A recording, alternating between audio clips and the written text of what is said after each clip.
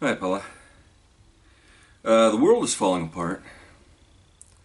This is Sunday, April, what? April 6th. Sunday, April 6th, 2025. And the world has decided, fuck us. So, he was counting on something happening that didn't.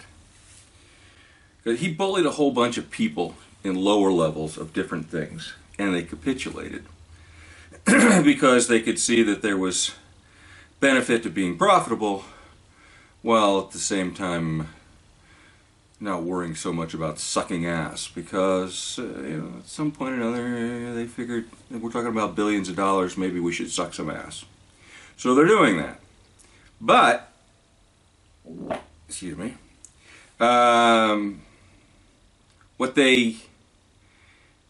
It was the exact same tactic, but it was against nations. And all the nations say, oh, you're nuts, and fuck you, and go away. So they are now Canada and the EU, and Canada and China, and the EU and China, and China is going to come out really a lot better after all of this. Which begs the question, did maybe China set up Russia to look like though they were the ones who were in charge of this whole operation? Because everything looks like it benefits Russia, but it does in fact ultimately improve things for the Chinese considerably in a lot of ways.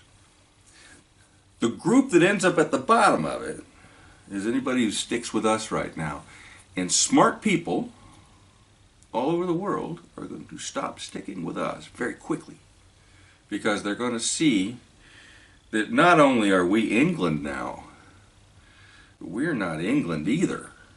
I mean, at least England had some integrity and some intelligence. And even when they had an idiot at the helm, they had a parliament that was not just willing to give it all away.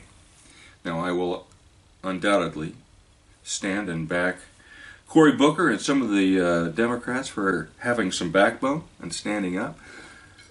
It hasn't slowed anything down at this point, but it has shown the people that there is value in standing up, even if you're going to lose. Which is another one of the reasons why we need to keep filing impeachment stuff. Just keep doing it. To the point where at some point or another some clerical error happens and one of them actually goes through or something. Or Mike Johnson is then pressured by the loss of power, or the possible loss of power, of accepting and putting them to the floor. Now, I think under impeachment stuff, you have to bring it to the floor. But if he can stop it, he will. Unless it is not in his best interest politically, personally, financially, to let it go. And he smiles okay, but you can see behind those glasses is an evil, evil little fuck. That little twerp is a bad guy, which has always been bad news for us, but is especially bad news for Donald Trump, because the instant the equation flips over from good to bad, he's going the other way, because he doesn't give a shit about Donald Trump. Most people don't give a shit about Donald Trump, but some of them will have some seemingly loyal aspect to the relationship because, whatever. I also was thinking the other day, it might be important to think about this. A lot of times people have information on other people in government, and that gives them power to make them do what you want. Dance, monkey, that kind of thing. Right now, Trump has destroyed a little more than $2.5 trillion worth of wealth in trading terms, in stocks, bonds, all that other kind of stuff. Crypto has fucking crashed, and that's having an effect. Everything is red.